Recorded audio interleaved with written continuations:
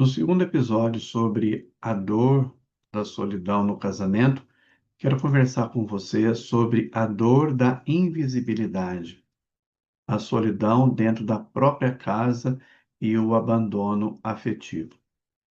É um tema muito recorrente nos tempos de hoje. Muitas mulheres vivem dentro de suas próprias casas, nos seus relacionamentos, o abandono afetivo. Existe então um tipo de abandono que não acontece pela partida do outro, pela separação de alguém, mas acontece pela ausência emocional, mesmo a pessoa estando no mesmo ambiente, compartilhando o mesmo espaço e construindo os seus dias. Existe uma dor difícil de explicar, então, a dor de viver ao lado de alguém e assim sentir ainda profundamente só. Como falava o grande Camões, é solitário andar por entre as gentes. Aqui, no contexto da solidão no casamento, é solitário estar dentro da mesma casa e dentro da mesma relação. Nós chamamos isso de um abandono afetivo. A casa continua em pé, a rotina continua funcionando, as obrigações continuam sendo cumpridas, tudo como deve ser. Mas alguma coisa essencial desapareceu, sumiu, saiu daquele contexto. A pessoa, naquele lugar, se sente só, mesmo estando dentro da mesma casa, com seu marido, com seu companheiro, ela se sente sozinha. A presença do outro, ela já não acolhe, ela não passa mais aquela informação de acolhimento, de companheirismo, de estar integrado naquela relação, a escuta já não alcança, o vínculo continua existindo, mas esvaziado. É um vínculo que não dá muito mais sabor e falta aquele gosto para continuar os dias, ou os dias perdem o seu brilho, perdem o seu gosto. Esse é o sofrimento da solidão a dois, muito mais comum do que você possa imaginar. A solidão na vida a dois. Claro que quando essa relação ela está mal construída, quando se perde a autocrítica, o marido perde a visão de autocrítica sobre si mesmo, quando ele não se pergunta o que eu preciso fazer para eu me tornar um homem melhor, um ser humano melhor, um marido melhor, mais companheiro, mais atento às necessidades da minha esposa, da minha mulher. Quando se perde essa visão de autocrítica, então a mulher ela vai sucumbindo, ela vai ficando fechada. Muitas mulheres não conseguem nem falar, elas só conseguem ver, ouvir e quase nenhuma reação elas esboçam no ambiente. É como se a pessoa se desencantasse por aquela relação. Uma experiência silenciosa, íntima e muitas vezes invisível para quem está de fora. Tem muita gente que nem percebe, às vezes os vizinhos não percebem, amigos da família não percebem, às vezes os próprios familiares não percebem que uma mulher está vivendo dentro da própria casa num estado de solidão afetiva. A mulher divide a cama, divide a mesa, divide os compromissos, a agenda, e às vezes até décadas de história com alguém que já não a encontra emocionalmente. Isso é incrível, mas o outro está ali, mas não vê, não escuta, não toca em profundidade e também não reconhece mais aquela mulher que está ali do lado, dentro do lar, dentro da mesma casa. É um abandono emocional, afetivo, muito grande. Isso gera muita dor, um sentimento de frustração, de impotência, de não se sentir mais o suficiente, acaba gerando bastante sentimento de culpa.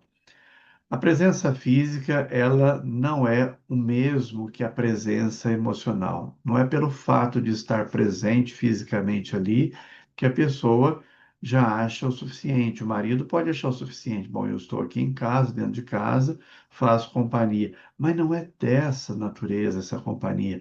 É uma companhia da vida, de se sentir realmente companheiro, de conversar, de dialogar, uma companhia que gera afeto, que gera segurança, que também gera validação, que produz aquela sensação, ele está comigo, nós estamos juntos para a vida, para o que der e vier, para os bons momentos, para os momentos gratuitos, para os momentos simples, para os momentos grandes da vida. Esse tipo de abandono afetivo corrói de forma lenta, pode levar anos a fio. Tem pessoas que estão juntas faz 10 anos, 20, 30, 50 anos, e depois que ela se dá conta de estar levando uma relação bastante solitária, sozinha, e que não está conectando mais com a outra parte faz muito tempo. A mulher começa a reduzir pedidos, ela começa a ficar mais distante, ela engole as carências legítimas, silencia suas dores, começa a falar muito pouco sobre ela, não fala mais dos seus sonhos, não fala mais dos seus objetivos, de seus anseios, e diminui as necessidades, tenta não incomodar, né?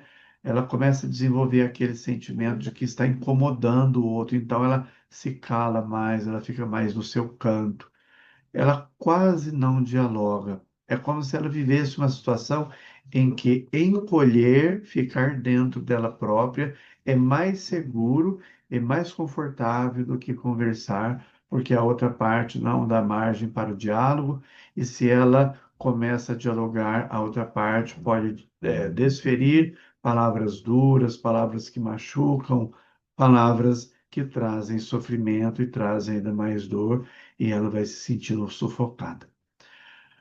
Aos poucos, deixa de perguntar apenas por que ele está distante ou por que a pessoa com quem convivo está tão distante.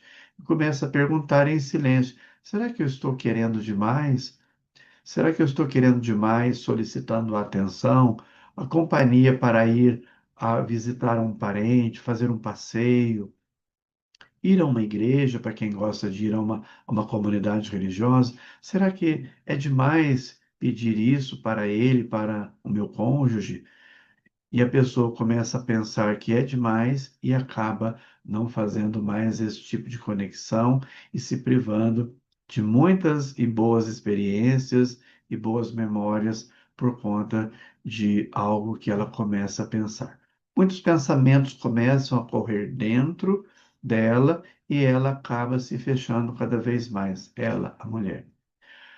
Quando a invisibilidade afetiva se prolonga, ela não fere apenas a relação, ela atinge também a autoestima.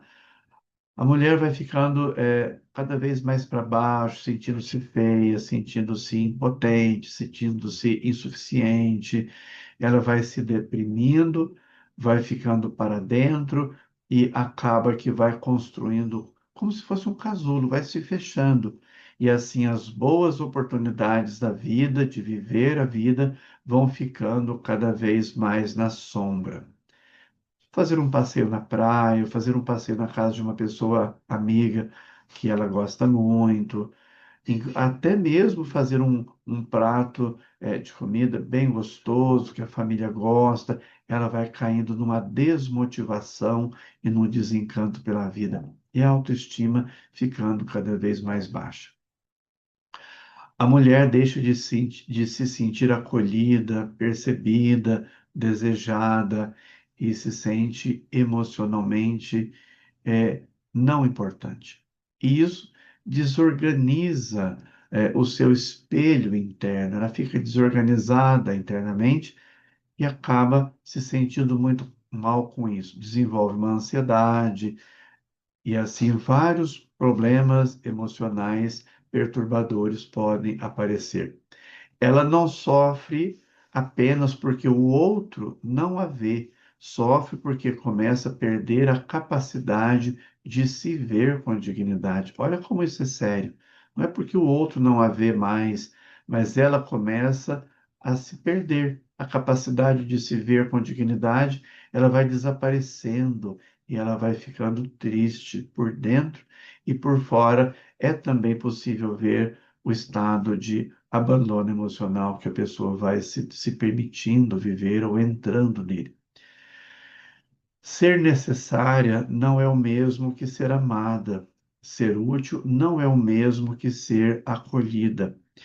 As relações, às vezes, elas se direcionam para a direção do utilitarismo. Se o outro serve, se o outro é capaz de gerar trabalho, de gerar benefícios dentro de uma relação, então ele é útil.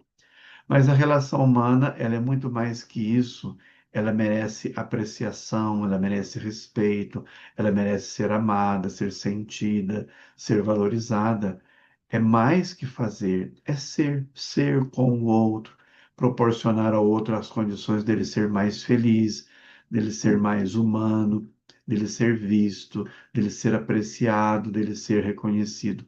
Quantas vezes uma relação assim, em silêncio, obstrui a fluidez de um casamento que poderia ser muito longevo e acaba, às vezes, por ser muito abreviado? Existem casos em que tudo parece funcionar, mas a alma da mulher, ela se sente no exílio. Olha para você ver que interessante, exilada dentro da própria casa. Ou seja, existe uma condição geográfica em que a mulher está dentro do seu casamento com seu marido, ok, mas do ponto de vista emocional, ela se sente como se não estivesse ali, ela se sente como se estivesse tão longe, numa situação mesmo de exílio. E é nesse silêncio prolongado que muitas vezes a tristeza começa a se aprofundar, até tocar o corpo, a identidade e o desejo de viver. Quantas mulheres somatizam aquilo que elas vivem na sua própria casa? A somatização é aquilo que o corpo começa a gritar. Aparece, às vezes, uma irritação na pele, aparece uma gastrite, desenvolve um refluxo, uma dor de cabeça que não passa. Muitos problemas vão aparecendo e o corpo começa a dar os seus sinais. E é muito importante que se fique atenta a isso. A mulher precisa dar atenção a isso. Um humor depressivo, uma ansiedade, e ela não sabe de onde está vindo, como é que surgiu e como resolve isso. Quando isso aparece, pode vir junto com uma tristeza e o desejo de viver pode ir embora, começa a surgir pensamentos muito ruins. Quando chega nesse nível, está para lá de tratamento, né? Já passou da hora de fazer um tratamento, já está para lá da hora de tratar. Precisa procurar um terapeuta muito rapidamente para que a situação não piore ainda. Reconhecer a dor da invisibilidade não é dramatizar, é devolver verdade àquilo que vem machucando demais. É preciso tematizar, é preciso conversar. E eu vou deixar aqui três perguntas para você, mulher, pensar um pouquinho. Em quais momentos do meu relacionamento eu mais me sinto sozinha? O que em mim foi se calando para suportar essa ausência? E há quanto tempo venho chamando de normal algo que me adoece? Quando você, mulher, não se sente vista, muitas vezes o próximo passo da dor é ainda mais cruel. Não apenas a ausência, mas a violência da linguagem.